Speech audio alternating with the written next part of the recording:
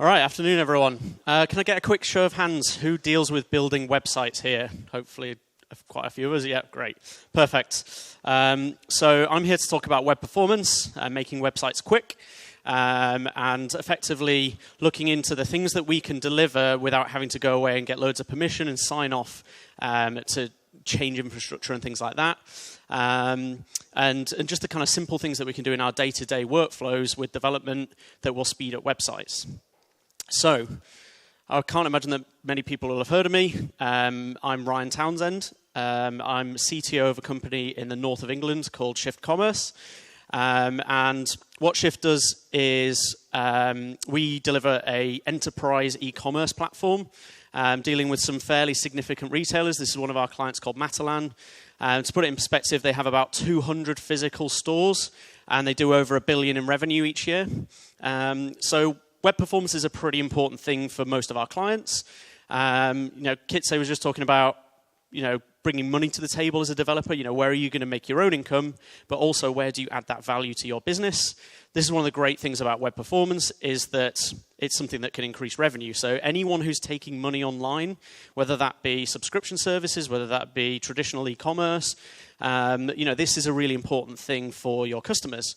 Even if you're not taking money, and it's something that you're providing, say, like a public service, national health website or something like that. This is really important because it all ties back to that user experience. So when it comes to e-commerce, the kind of calculation for the revenue that you're going to get is you have an amount of traffic coming into your website. You'll have a percentage of that traffic which will actually convert into placing an order, and then you'll have an average order value, or AOV, which ultimately, when you multiply all these three things together, you get the revenue out the back of it. So the good thing about performance is it can pretty much improve all of these areas. So if we start with traffic, Pinterest did a performance-led rebuild a few years ago and saw that organic traffic to their site from Google and other search engines increased by over 15%. So that's just free traffic. They're not having to pay for that because search engines are actually starting to factor this into their ranking algorithms now. So Google have been quite open with this and said, "Yep, this is something that we care about. We want to deliver people to the pages where, they're going to find the right thing, but actually in a reasonable amount of time as well, so they can get back to using other Google things." Traditionally, that's only been on desktop though. And as of July this year, they've now introduced this onto their mobile searches as well. So the ranking has now changed for those as well. It's only currently based on if you've got a really bad performance, you will be deranked. They don't give you like extra boost for just being that little bit quicker than everybody else. But we can start to see that because this is an important thing, that's probably where Google's going to end up going. Particularly on mobile, because you've got so much constraint around the device. You've got a limited CPU, limited memory, and they are getting a lot faster. But compared to the kind of beefy desktop machines people have or the laptops, they're still lagging behind a little bit. And also the network, that's really important. That's primarily what I'm going to be covering today. At best, you've got 4G. It's still not going to be the same as fiber in your nice fancy offices. And at worst case, half the time you'll be on 2G or even worse. If you're traveling on a train or a flight, we've got in-flight Wi-Fi nowadays. That can be really, really slow. So there's the Google side of things. Conversion can also increase. There's a company called Mobify out in the States. They have clients across all different areas online. And they found that if you chop off just 100 milliseconds, so a tenth of a second, off a homepage load, they saw an uplift of over 1% in conversion. Now, that amounted to, they have quite large clients, so that amounted to almost $400,000 in additional revenue. If you did the same thing during a checkout process where you're buying something, chopped off that 100 milliseconds there, this was even greater. So over 1.5%. Over $500,000 a year in revenue. Now, obviously, this will depend on the size of the businesses that you're dealing with.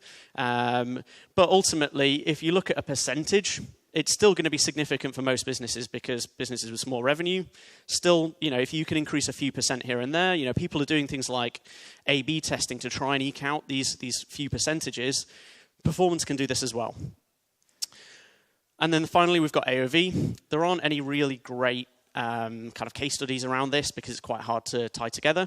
But one thing, we did a performance rebuild for one of our clients, and one of the kind of correlation we saw was between the amount of pages people view per session and the amount of average order value. So what we found is people are getting a lot more immersed in the content. They're more likely to find the products or services that they are interested in. So therefore, when they do place those orders, either they're more confident, buy a bigger subscription package, or they find more products that are more suited to them and fill their basket with more things. So ultimately, performance leads to more revenue. Obviously, that's not necessarily money in your pocket unless you're the one running the website. But ultimately, you can deliver value to a business, and that's a really great way to kind of promote your own career as well. But it's not really that straightforward, just going, hey, yep, performance is great, it's going to give us loads of extra cash, so let's go and do it. You have to deal with stakeholders and people like that.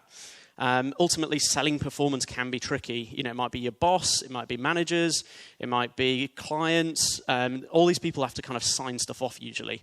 And I've just done a study on the top fashion retailers in England. This is 44 of the biggest companies in England. And the company top left is a company called Shoe that sell shoes. And this is when their website is completely loaded on mobile. You can see all the content, all the icons are there, everything.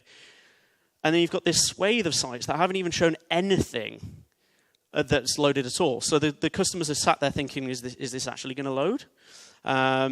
So you can see, even in these large companies, performance isn't yet really being taken seriously. It's hard to sell this into businesses.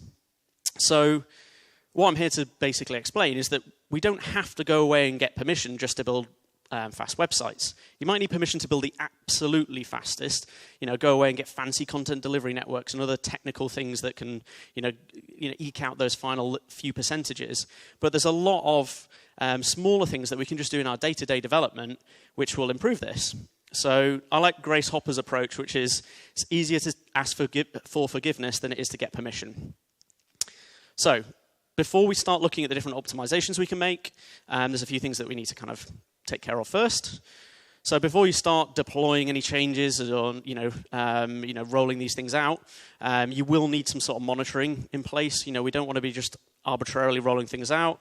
It could be that there was a really bad day in marketing and then suddenly everyone goes, oh, well, we improved performance, but then all our conversion dropped and people aren't buying anything. Or it could be that performance had a great day and then the marketing team go, hey, we did a really great job. You want it to be related back to that. So there's various tools that you can use for this. Google Analytics has a really, really rudimentary set of metrics, but you'll probably want something a bit more premium if you're going to take this a bit more seriously. This doesn't cost a fortune. You can use it for about $20 a month. SpeedCurve's a fantastic tool. It also lets you do this competitor analysis, so you can monitor anyone else's website as well. It's a great way of doing that comparison, and that's where that big screenshot of all those different sites came from. There's also Calibre as well, which is a similar kind of subscription service, and they just monitor your pages. So it's synthetic. It's not real user data, but you can put in profiles. So you can say things like, I want a test on desktop on Google Chrome, I want an iPhone on 3G, and I want an iPad on 4G, and see how these different metrics change. Obviously, the iPhone in that case would be far slower than the desktop on Chrome. And then the second part of this is just to understand where your customers are going. If this is going to be a new project for you, if you're rolling out a new website, for example, it might be a 6-month, 12-month even project, depending on the scale of the project that you're working on. And during that time, the devices are all going to change. People's browsing habits are going to change. The actual versions of browsers that they use are going to change. So just be mindful of where they're heading. This is, again, a chart from one of my clients, their Google Analytics. You can see that IE9 was dropping off a cliff. Nobody was really using it anymore. So we knew, at the start, maybe it was worthwhile working with. But by the end of a project, we could be like, oh, it's not really worthwhile bothering. So we didn't test it. We didn't do any extensive cross-browser testing and all that kind of stuff. We just went to IE10 and above. So you just need to do the same because, there'll be various different techniques and different scenarios in which you can test these websites. So just pay attention to where your users are heading. Now, I couldn't start applying these optimizations willy-nilly to my clients, nor could I rip out the optimizations that we'd already done there just to get some kind of before and after stats for you guys. So I built a little test project called the slowest site in the world. It's quite hyperbolic because it's not actually the slowest site. There's things far, far slower on the web. But I actually got sick and tired of waiting for all my tests to run because it was getting so slow that it took the tests too long. So it's a reasonably slow site. And it's available on GitHub. You can just go to my account and download this. The purpose of this is that you can either use it as training internally, you can tinker with different techniques and see how that has an effect on a real website. If you scroll down on this page, you will get, there's a little button. You can deploy it to Heroku. It's completely free to use for just a kind of basic site. And then that gives you a real URL that then you can test against, you can update, and then you can rerun tests. When it comes to running our tests, excuse me, what we're going to be using is WebpageTest. And this is webpagetest.org/easy, which just simplifies the form down to some kind of predefined settings. The main thing that you can change here is the different network configuration. So at the moment, this by default shows slow 3G, which is a pretty bad case. All the tests that you'll see, all the metrics you'll see today, have all been driven out of the kind of average regular 3G, because I thought that was a bit harsh for most websites. Most average users will have a bit better than slow 3G. So all you do is you put in your URL and hit start test, and it'll spit out a whole bunch of metrics. So when it comes to testing this site, these are the initial results, and I'll talk through what these metrics mean. We've got start render time. That's the first time someone will see anything on the screen at 6.5 seconds. So people are sat there waiting, for a few seconds before they even see anything. We've got speed index. That measures how much of the site has loaded over time. We've got time to interactive, so this is key for all the JavaScript developers in the house. This is when people can actually start interacting using buttons and all that kind of stuff. And then we've got an amount of bandwidth. Now, the bandwidth itself doesn't affect directly how long a website takes to load, but we have to be mindful of people on capped data plans or people on pay-as-you-go. Even in England, it's a fairly wealthy country, 20% of people are still on pay-as-you-go. So every byte, every kilobyte that we send them, they're getting charged for that. We need to be mindful of that and actually use the web responsibly. So this is pretty poor. Like, anyone who's seen any of these metrics before should kind of cringe at this stuff. But it's pretty boring to look at stats. So I took the video. You can get this out of WebpageTest. So this will give you an image of actually how long 6.5 seconds is. So I'm just going to hit play now. Imagine waiting for this on your phone. You'll have gone back to Google and found another site by that point. And then so the site all loads in one go, pretty much. And then we've got this enormous photo. This is Leeds, my hometown. I'm doing a bit for tourism as I go around different conferences. Go, hey, come and check it out. And then the site's completely loaded in 18 seconds. But that's not really what we care about. We just want to see what, because people will wait once there's the content coming down. Once they can see things are appearing, they're more likely to stick around because they can start to get that value.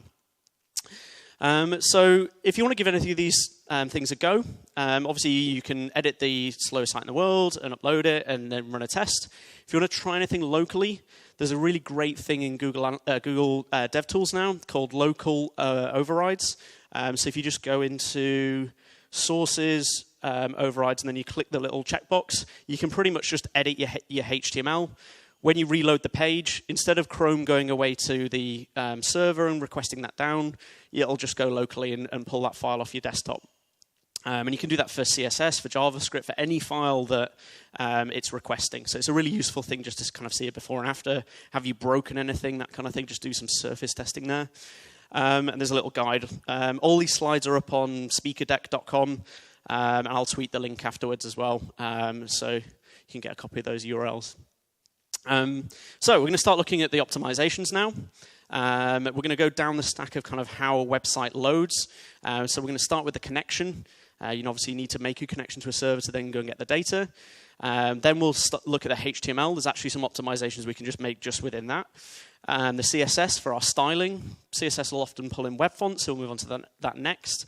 JavaScript will execute, and then images are asynchronous, so typically they'll pull down after the website started rendering and loading, but we'll cover that stuff off the end. So we're going to look at the connection first. And I kind of have to break my rule of going and getting permission already, because you can't really just, edit a file and then suddenly publish that you want HTTP2 or something like that.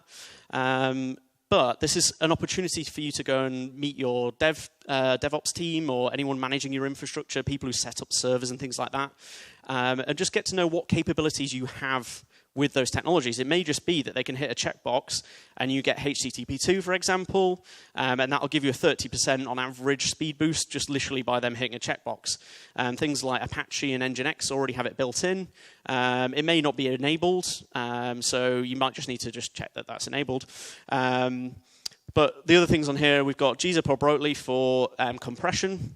So you want to make sure that we're kind of compressing those files and not sending them uncompressed over the network.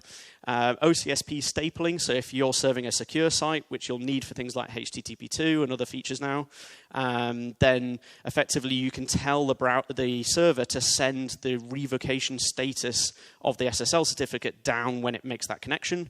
And what that means is your browser's not having to go off to a third party to go and download all of that data, which just kind of creates more round trips before anything can even be established as a connection. We've got HTTP2, and you may have heard of things like Quick. It's now kind of been rebranded as HTTP3 as of like a couple of days ago. So that's the kind of next greatest thing. And then connection keep alive. This is a bit of an esoteric one. I've seen 2 websites which send a connection close header, which means that after every single file's downloaded, the browser shuts down the connection and then has to reinitiate it just to download the next file. So obviously that's a really long-winded process for downloading. So you just want to check that it's a keep alive connection, basically. So I'm not going to do a before and after on this because this is stuff that I can't really say you don't have permission to do. You don't need permission to do. So we're just going to move straight onto the HTML side. So I'm not going to talk about kind of compression and all that kind of stuff with HTML, minifying and all that kind of stuff. We're just going to literally start with looking at the head tag. There's a lot that you can actually do in here. A friend of mine and a colleague now, actually, a guy called Harry Roberts that you might have heard of, or CSS Wizardry as he's also known, has come up with this kind of most performant order for the tags in your head. So you want to start out with the character encoding and the viewport, those kind of basic meta tags for the browser to understand about the document. Then you want to get your title tag in there as soon as humanly possible, because the last thing you want is something sitting above that, slowing down the browser so it can't read that title tag. Just say you've got a synchronous script up there or something like that. And then rather than putting the name of the website at the top of the screen, it still just says loading. So you get a little bit of feedback there that just says, hey, this website's actually started to load. We can at least see the title. There's something there for users. Third, we've got resource hints, and I've got a whole slide on that next, so we'll skip over that one. Next up, we've got inline scripts. So these are the ones literally a block of JavaScript on the page in the HTML. We want to get those in as soon as possible because they might be creating things like other script tags that then need to download. So we want the browser to discover that stuff as soon as humanly possible. Any external style sheets, so that's anything, whether it be first party or third party, we need in there because we need to get those styles in front of people as soon as possible. Inline styles, because the browser will obviously need access to that stuff, but it doesn't actually block downloading or parsing. And then finally, we've got our external scripts, again, first party or third party. Those should just kind of be last, because we don't want to be blocking the parsing of anything else before we get to that JavaScript. Finally, we've just got any other meta tags. So if you've got things like Twitter, card meta tags, or Open Graph for Facebook, or anything for Google and all these other different things that spider websites nowadays, that can just go at the bottom because that doesn't matter to a user who's downloading this page. It only matters to bots that are reading your site. Harry should be putting up this article soon, so hopefully I'll nudge him along, but this is just a bit of a preview. So I mentioned resource hints. These are really important, particularly if you've got a single page app. So this is really useful for anyone who's developing in Angular, React, and all Vue and things like that, because effectively browsers are pretty dumb. They try and do clever things. So there's a thing called the PreParser. So when your HTML gets downloaded, the browser starts looking through it and gathering all the different URLs and things like that it needs access to and needs to download. Now, if you've built your entire app in a megabyte of JavaScript that has to download, the browser doesn't see anything in the HTML. It's just like, oh, I just need to download this JavaScript file. And then when that JavaScript file downloads, then it parses it and executes it. And it goes, oh, suddenly there's like hundreds of style sheets and images and other JavaScripts that I need to inject into the page, and I'm going to have to download those. So that's a pretty slow process that it has to go through all these different steps to then discover content. What you can do is put in resource hints, which will allow the browser to understand that you're going to need something in the future and start downloading it or connecting to it now. So there's kind of 5 main ones. We've got DNS prefetch. This isn't kind of commonly used anymore. It's probably one of the oldest ones. I think it had support back in like IE 11. And what this does is just say, hey, we're going to be connecting to this domain, so can you just do the DNS lookup now, so I don't have to wait until I use it to then perform that lookup. We have pre-connect, which is the kind of more modern version of prefetch, where we actually do the DNS lookup and then actually do the connection as well, because we know the domain we're connecting to, we know that it's going to be HTTPS, for example, we just don't know the files. So we can start that connection early and open that ready to be used. Next up, we've got preload, and what this will do is all the pre-connect stuff, but then it downloads a specific file. So if you know that you've got some JavaScript that's going to execute, and then it's going to put some fonts on the page, you can tell your browser now, hey, we're going to need those fonts, so start downloading them while you're downloading the JavaScript. And then that way, they're there as soon as they need them.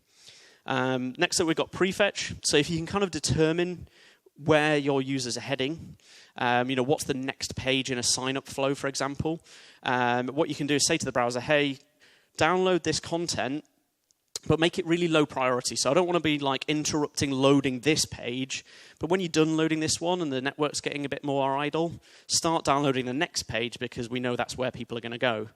And then finally, you've got pre-render, which is kind of like prefetch in that it's a low priority download, but what it does is it downloads a whole HTML file or the next page and then looks for all the sub-resources and says, okay, well, this page has got this big image on it, so let's download that as well. So there's more content that's being downloaded. It doesn't actually these days actually do a render at all. It's effectively just a pre-parser of the next page. That's why it does all the sub-resources as well. And this waits for complete network idle as well. So if there's anything that's a remote high-priority file, that will get prioritized over this pre-rendering. So effectively, if we look at the waterfall, this comes out of the WebpageTest. So you can see we've got our HTML, CSS, etc. We've got down here some fonts that get downloaded, and they come from Google. So we've got our style sheet up here. That includes the Google style sheet, and then that includes the fonts. Now, if we know that we're going to need these fonts, the ideal thing is that we tell the browser early, and that's where these resource hints come in useful. They've got varying degrees of support. So we've got pre-connects, which, as I say, is great for when you don't know the specific file paths that you're going to download. That's about 80% support these days, which is pretty good. The fallback for that is to do the DNS prefetch. So you can just put them both in a link rel equals tag, and it'll do both, whichever the most optimal is for the browser. And if you don't have these, the browser just won't do the pre-connect or won't do the DNS fetch. So if you've got really old stuff, it's not going to break anything. You can just drop the tags in. So there's really kind of no downside to it. The other kind of key one is preload. Again, pretty good support, 75%. So you can improve a lot of people's experience just by putting a few tags on the page. So we saw the stats from the original load of that fastest site in the world. I now want to show you kind of the before and after. So we haven't really changed most of these. Speed index weirdly went up a little bit. But our start render time dropped by 1.8 seconds, even just by adjusting the head tag. We didn't really make any great changes. We didn't change any content. We didn't do anything fancy that we have to go, oh, well, we're going to be loading images in a different way, so can someone sign this off so I can do this piece of work? Literally, we just reordered those tags and put in some resource hints. So if we look back at that Mobify case study where they were saying, for 100 milliseconds, uplift of 1%, and, effectively 1.8 times that, this amounts to potentially a lot of revenue for big businesses. Even if you're small, this is potentially a few percent in terms of your improvement of conversion. So you can make a lot of money just by putting this basic stuff in. So now we're going to move on to CSS. Kind of going further down the stack, we've got our HTML, so now we need to style it. First of all, we just want to remove any use of @import. That creates that kind of staggered flow. We can get around it using those resource hints, but it causes all manner of other little issues as well in terms of ordering of scripts and things like that, and can block various different downloads. So getting that away from your CSS is a great start. And what you can you can vastly improve this if this is a third party as well. So if you've got something like an @import pulling in a Google style sheet to then pull in some fonts, effectively what you've got there is a single point of failure. If Google, for whatever reason, went offline or went slow, you're putting all of that load onto the user. Browsers won't give up downloading a file until 90 seconds. So a browser might just sat there waiting, not rendering anything on the screen for 90 seconds while a third-party CSS or a third-party's JavaScript waits to download. So really shouldn't be letting these third parties control this stuff.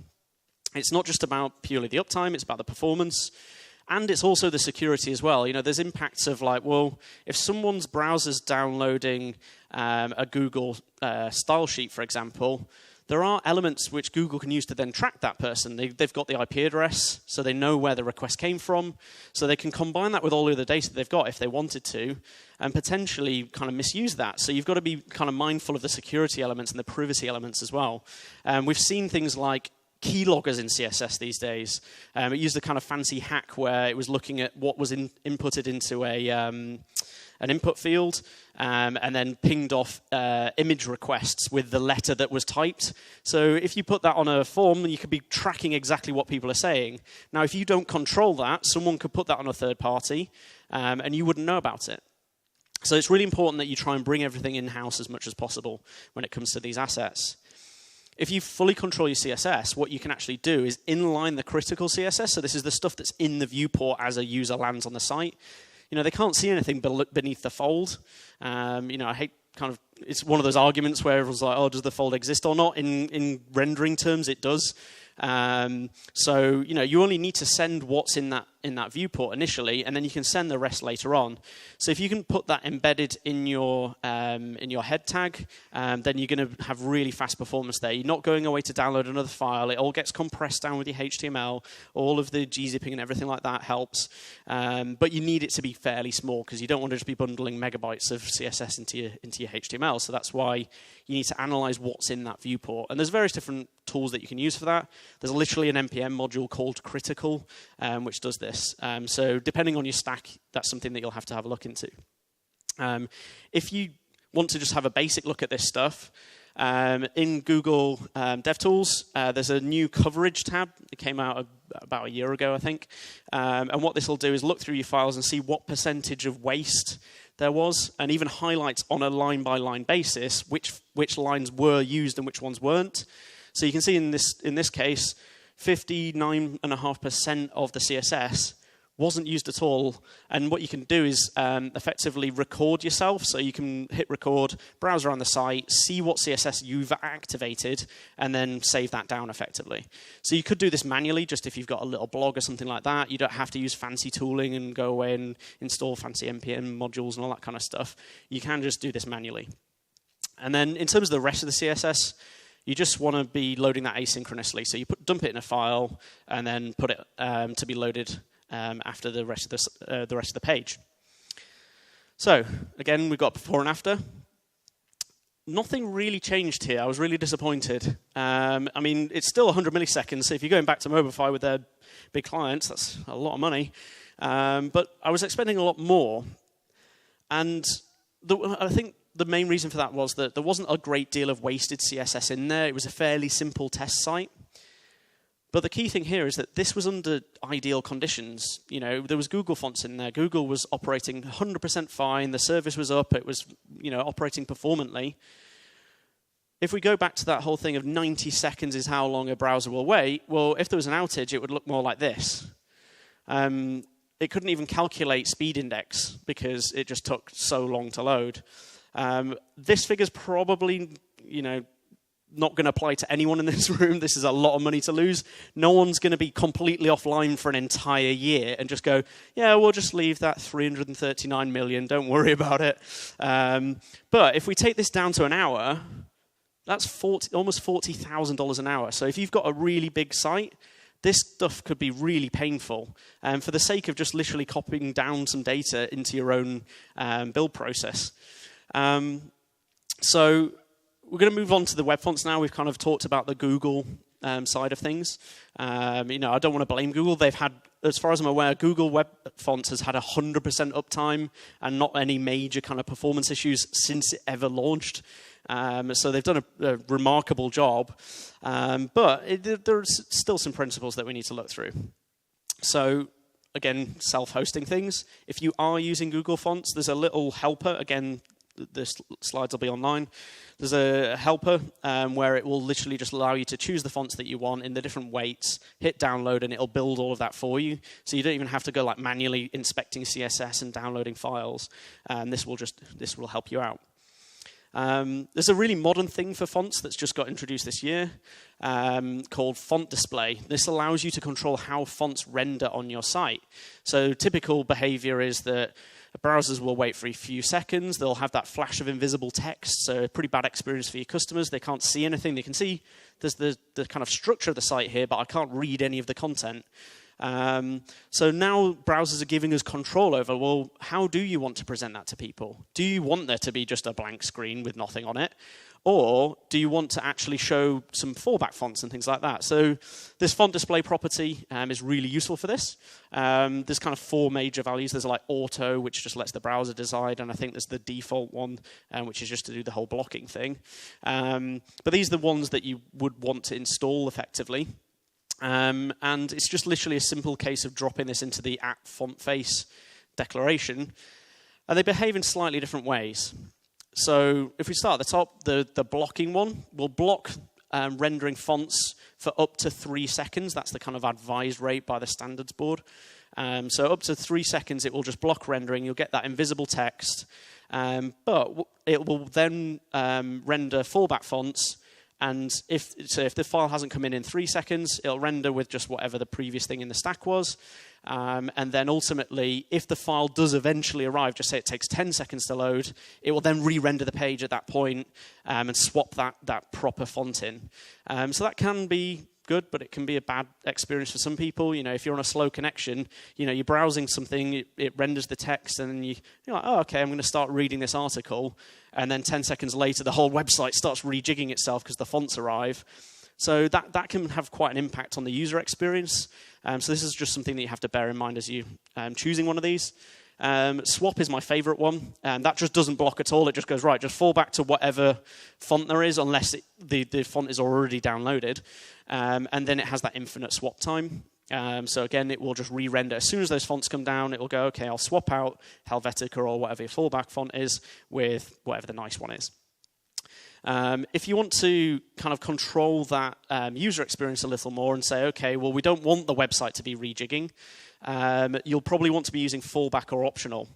Now, these aren't ideal for things like single-page apps because you generally don't have page reloads.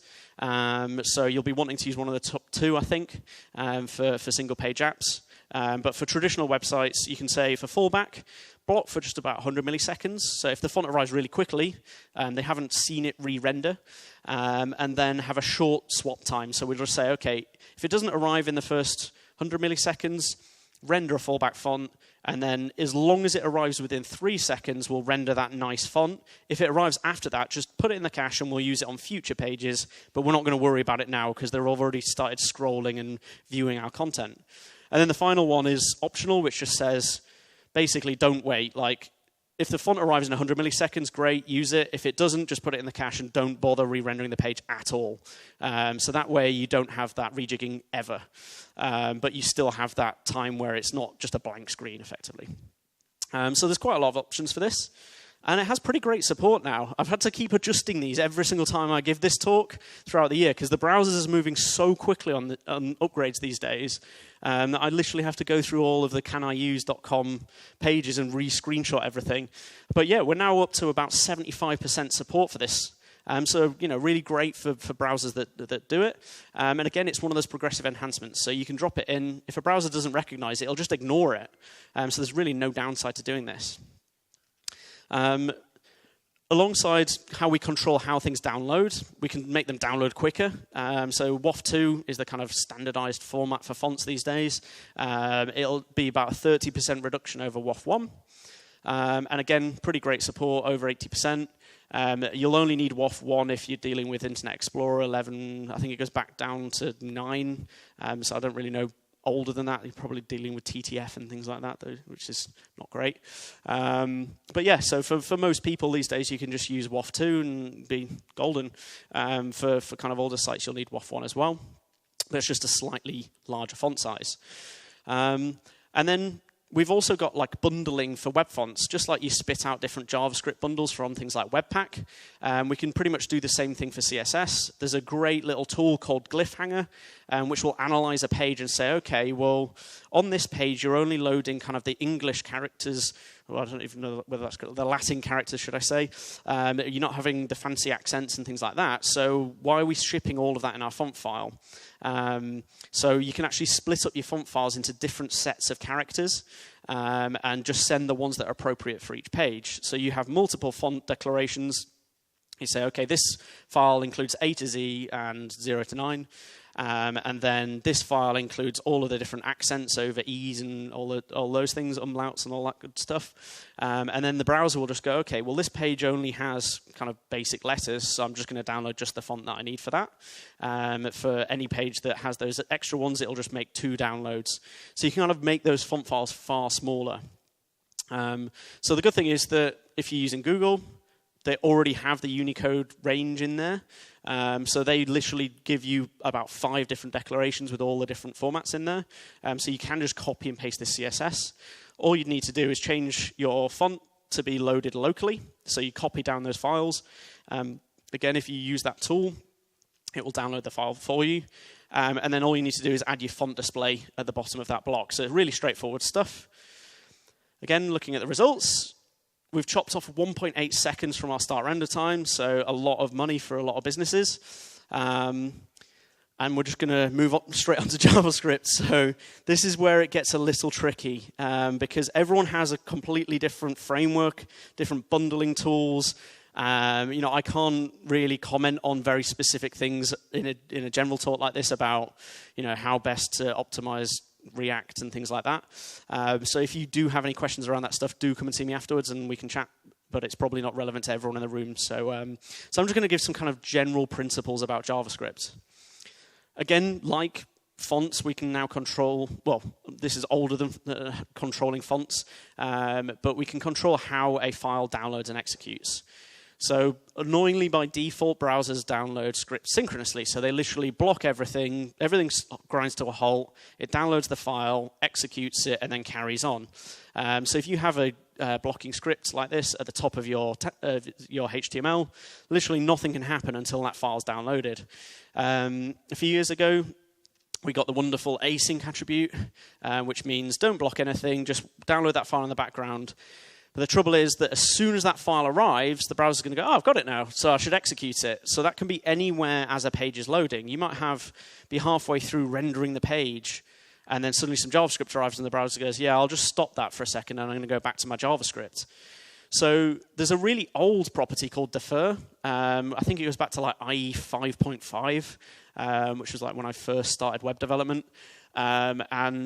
What defer does is basically say, wait until the end of the page. So download everything, render it, page load, then we'll execute this JavaScript file. So if you've got things that don't need to render soon, maybe things like remarketing tags and things like that, so you're tracking someone around the web, there's no visual impact on that stuff. You can just have that occur at the end of the page load. So this is still really valuable, even though it's mega old and people seem to go, oh, well, we've got async now. Why bother with defer? It's still valuable. This is a kind of diagram explaining, this is from Google, explaining that download process. So we've got the HTML parser coming along, it finds this script, it's a synchronous one. So it stops parsing any more HTML, starts fetching that file, executes it immediately, and then goes back to HTML again. With the fur, we get to download it in parallel, but it doesn't execute right until the end. Whereas if we used async, as soon as it arrives, we stop parsing HTML again, and that could be, a third of the way down the page, when it's still trying to download and execute other assets, and then suddenly we're jumping away to JavaScript again to execute that stuff. So it'll just depend on what kind of app you have, as to what and what different tags you have on your page as to which solution you want to use. This is a bit of a contentious point. So people often say use a CDN, and that can mean kind of two different things, I think. A lot of the time, use a CDN means go to Fastly, go to Cloudflare, go to CloudFront or another big provider and put your site behind their infrastructure. Allow them to distribute it and get it close to people. I completely agree with that approach. At Shift, we run all of our client sites directly through Fastly, whether it be HTML or CSS and JavaScript, images and all that kind of good stuff. So we've optimized for that delivery. But what we shouldn't be doing is doing things like this, where you're loading it from a third party. You don't control this. Hopefully Cloudflare is a pretty reliable system to use. But ultimately, this could be replaced with any script at any time. You don't control that. Also, this requires you to do an extra DNS lookup, an extra TCP connection, and you've got to get your SSL in there as well. So you've got all these round trips just to download another file. A lot of the time, this is something that everyone says, okay, well, but if another site's got this jQuery, then that means it's already downloaded, it's already there. There's so many different versions of these different files that there's minute chances that someone's downloaded the same version as the one that you need. So the cache hit ratio on that is just non-existent. But you are penalizing everyone who doesn't have it by doing those extra TCP and DNS and all that kind of stuff. So just inline those files, especially because you're generally loading a very specific version. So there's no reason to load it from them. You know which version you want, so you can just bundle it in locally. Another point is that on Safari literally, even if you had another site that downloaded this file, for privacy reasons, they isolate that cache away from your site. So there's 0% chance that this file will already exist in the cache. So yeah, just copy that down locally. I would imagine that other browsers are going to go the same way as Safari. People are becoming more privacy conscious now because there's a way of kind of tracking people across different sites. So yeah, just copy that down locally. Now, I mentioned earlier about how when you've got this big block in JavaScript, it's not just a case of downloading it, it's then the execution element as well. This is a chart from Google. Obviously you've got to parse all of that data, compile it into actual code that can run, and then actually execute it as well. So JavaScript is way more than just the network element. Once it arrives, it's then got to do anything. It's got to actually build in the background before the user can even use it. Now, again, because everyone has different frameworks and different libraries and different build processes, I can't really give any kind of specific advice to fixing this for React or Vue or whatever. But I do have some general principles. Everyone should be doing bundling to spit out the correct bundles for each page, and tree shaking just to remove any dead code. If you have less JavaScript, it's probably going to be more performant than having more JavaScript. There are various different little optimizations that you can do here and there where more JavaScript does make things a little bit faster, but generally it's going to be smaller equals faster. So if you can get the right bundle sent out to the right pages and you can remove any dead code that's not actually being used, then you're going to end up with smaller JavaScript. And the result of this, it actually chopped down start render time, even though JavaScript doesn't really affect that. And our time to interactive was in half just by removing dead weight. So I've linked the kind of value of this back to just the start render time, which is why it's still the same value. But we've now got start render time far faster than we've got time to interactive far faster than our start render time. So really, we need to be, primarily working on that. And then the final section of the talk is just around images. There's actually so much that you can do in this space. So I've just tried to cover off the kind of core stuff. You may not be aware that there's a very big difference between foreground and background images. So Effectively, you can implement a foreground image with just an image tag and a background image using your CSS. The browser will treat these very differently. Foreground images are content to a browser, so that means that they are really important for a customer to see, a visitor to see them. So it puts a higher priority on that. We need those sooner. Background images it treats as like decoration, effectively. You know, it's something that doesn't really matter if it's there or not. Hopefully, you've got like fallback, like background color and things like that. So you know, we can load that as a lower priority. So if you've got something that's really important to deliver, you need it to be a foreground image.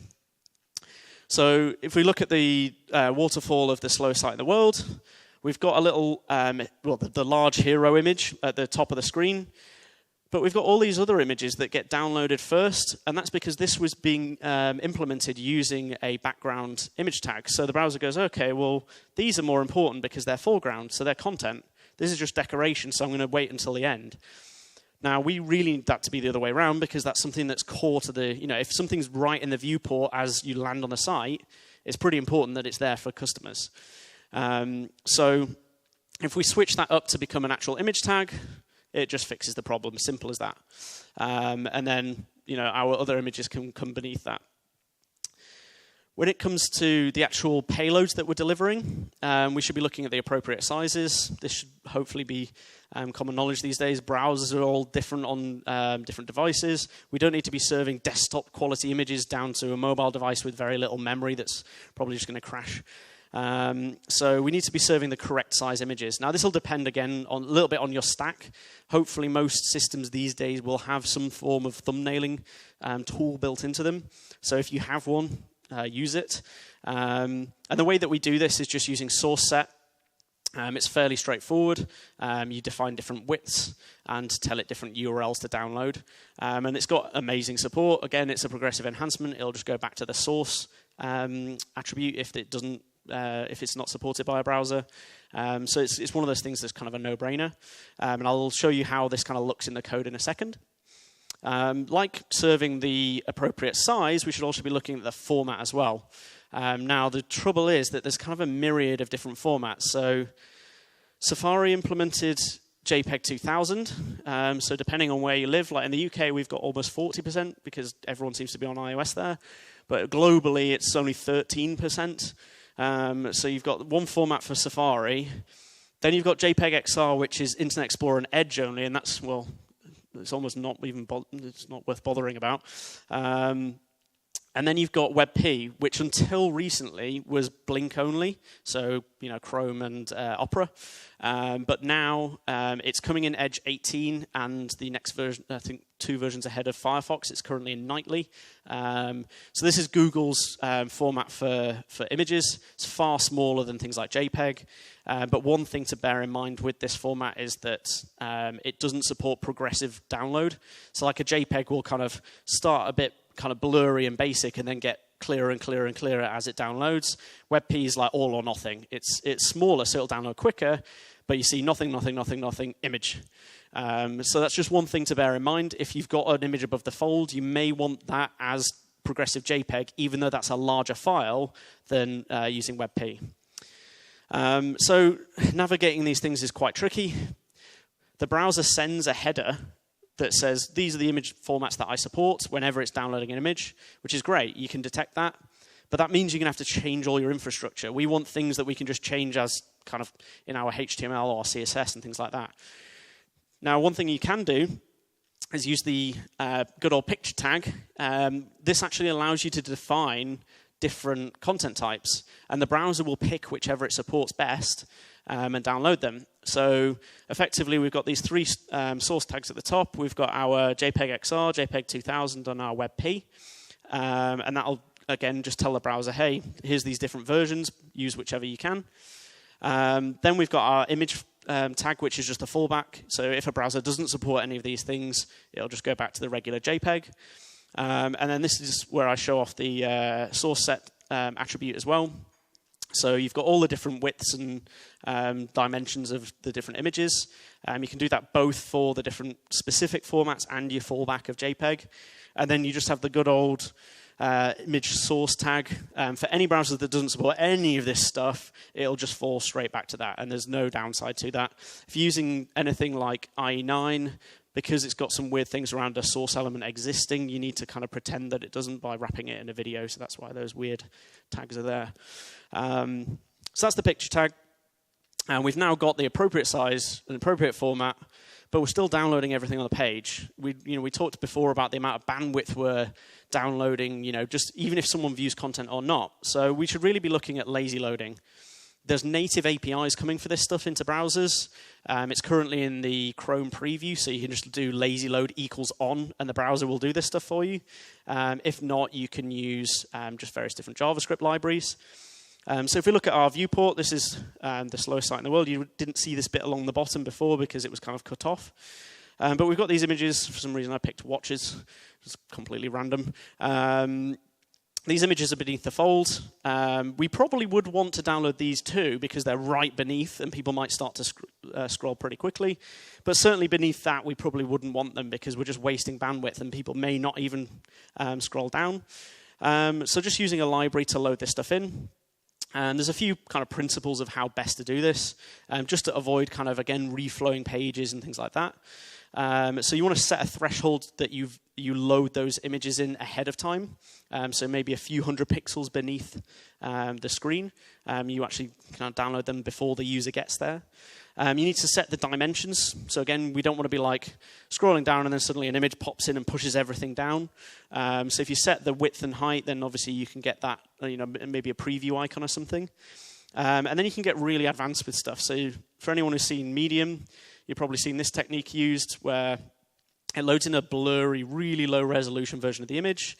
And then when the full one downloads, it kind of fades that in nicely over the top. Unfortunately, there's no proof that this actually feels faster to anyone over just loading it in a kind of flipping it over. But it does feel nice to me, so I thought I would include it anyway. It's just a little less jarring than literally just flipping an image like that. And so you can get really advanced with this stuff. So the results of this were actually quite surprising. They improved start render, which I wasn't expecting because images downloaded as the last thing pretty much. I think it was just the amount of bandwidth coming down. It was kind of hitting that network and really kind of throttling the other assets down. Speed index vastly improved. JavaScript obviously didn't change. And then our bandwidth has just gone through the floor. So I think this is down to like 300 kilobytes from 2.5 megabytes. Again, a lot of money potentially, depending on your client size. I could talk about images all day. There's an amazing guide online, so I recommend you checking that out. It's run by Google and Imagix and Cloudinary and all these big providers. So just before I finish up, let's look at how the performance changes when we combine everything together. So we've pretty much chopped pretty much everything in half. Our start render time's now down at a reasonable few seconds, not 6.5. Speed index is about a third of what it was. JavaScript's interactive after 2 seconds. And our bandwidth is actually reasonable. We're actually caring about those people who have not unlimited, infinite bandwidth. So I've taken the original video, and we've got the optimized one on the right-hand side. So you can see kind of a before and after here. So probably want to just pay attention to this one. It's going to be far quicker than the other. So I'll hit play. And you'll see that just in a few seconds, I think it was, 2.5 seconds or so, you start to get some of the site there. We end up getting the complete site in 4.6 seconds before the original had even started to render anything at all. So there's a vast improvement here. So ultimately, kind of in summary of all of this stuff, there's a lot of low-hanging fruit that can have immense impact on performance. And this is going to mean extra revenue. It's going to mean better user experience. People find the content that they want quicker, and ultimately, hopefully, do very well in your careers. So I appreciate I'm a little over time, but I do have a bonus point. Can I have like 2 minutes? Is that cool? So bonus point. Service workers. These aren't going to magically solve all performance problems, but there's some really cool things that you can do with them. They've got really great support now, over 80%, so you can pretty much guarantee that you can have support there. And it's a progressive enhancement, so if a browser doesn't support it, it just will ignore it. So you can do all these fancy things. There are a requirement for building PWAs. You can do different caching techniques for how you want to refresh your content. But this is the really cool one that I want to show off, which is that if you do have a third party on your site, if there's one thing that you can do is you can protect against that 90-second loading time. Now, traditionally, browsers provide no control over that time. Like, you can't just go in and go, hey, Chrome, actually drop that down to 10 seconds or something reasonable. But you can with Service Worker because you then control the network. So I wrote a little bit of JavaScript. This is a fairly simple Service Worker code. So you just drop this in a file pretty much and then reference it in your HTML. What I've done here is I've said for any URL that contains this example.com, actually run it against a timeout. So we race the two together. We'll make the request and then set a timeout. If that timeout occurs, then we have Service Worker just fake a response back to them. So we say, look, that file's not coming in. So if you've got something like, it may be an A/B testing tool where you don't want to render the page because you don't want that kind of rejigging of content, but also you don't want to have people waiting 90 seconds when they have an outage or something like that. You can lock it down to a few seconds. Similarly, on slower devices, you may not want to have that overhead. So again, you can say, look, we're going to wait maximum 2 seconds. And I built a little test site. So I've got a little video here of showing the effect. On the first page load, because you don't have Service Worker downloaded, it'll be really slow. So I've got a page that takes 5 seconds to load, and you can see this enormous JavaScript file that takes 5 seconds to start receiving. But then on the second view, our Service Worker's kicked in, and I've set it to a 1 second timeout. So you can see after that, we've got this 1 second going through the Service Worker. The other file's still trying to download, so you could cache it afterwards. But after 1 second, the Service Worker just faked that response and said, look, this isn't going to arrive. We're just going to give up. So that way you can just continue loading the rest of your site. So that's a cool little technique just for kind of protecting your site. You may not be able to improve the performance, but you can protect it from getting any worse. So that's everything I have for you guys. If anyone has any questions, have we got a few minutes for questions? Yep. Any questions, anyone? I think we're good. Oh, we've got one.